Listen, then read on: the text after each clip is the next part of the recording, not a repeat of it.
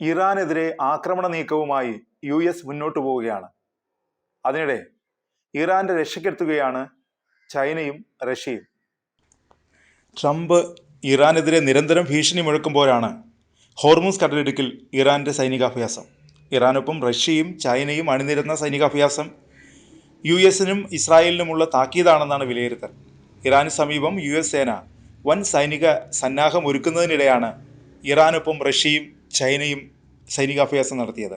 റഷ്യയും ഇറാനും ചേർന്നുള്ള സംയുക്ത നാവികാഭ്യാസം ഒമാൻ കടലിലും ഇന്ത്യൻ മഹാസമുദ്രത്തിൻ്റെ വടക്കൻ തീരത്തുമാണ് നടത്തുന്നത്.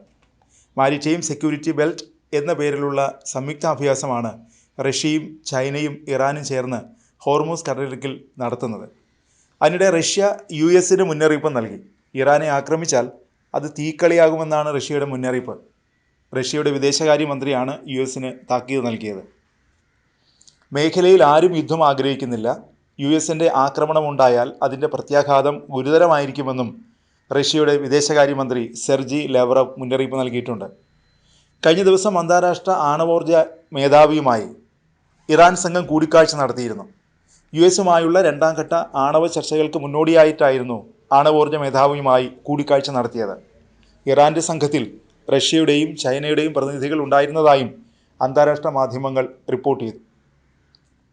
അതിനിടെ നേരത്തെ ഇറാനും ചൈനയും റഷ്യയും ചർച്ച നടത്തിയിരുന്നു. ഈ മൂന്ന് രാജ്യങ്ങളിലെയും അംബാസഡർമാരാണ് ചർച്ച നടത്തിയത്. വിയന്നയിൽ വെച്ചായിരുന്നു ചർച്ച. ഇറാന്റെ ന്യൂക്ലിയർ പ്രോഗ്രാമുമായി ബന്ധപ്പെട്ട സമീപകാലത്തുണ്ടായ സംഭവവികാസങ്ങളാണ് ചർച്ച ചെയ്തത്.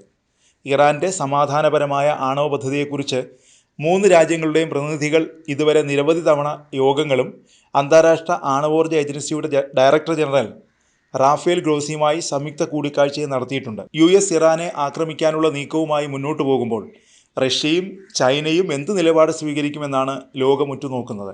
നേരത്തെ ആഭ്യന്തര സംഘർഷം പരിഹരിക്കാൻ ഇറാന് പിന്തുണയുമായി ചൈനയും റഷ്യയും എത്തിയിരുന്നു. ഇറാന്റെ പരമാധികാരത്തെ ബഹുമാനിക്കണമെന്നാണ് അന്ന് ചൈന പറഞ്ഞത്. ചൈനീസ് വിദേശകാര്യമന്ത്രി ഇറാൻ വിദേശകാര്യമന്ത്രിയുമായി സംസാരിച്ചിരുന്നു. ഐക്യരാഷ്ട്ര സുരക്ഷാ കൗൺസിലിൽ ചൈനയുടെ പിന്തുണ വാഗ്ദാനവും ചെയ്തു.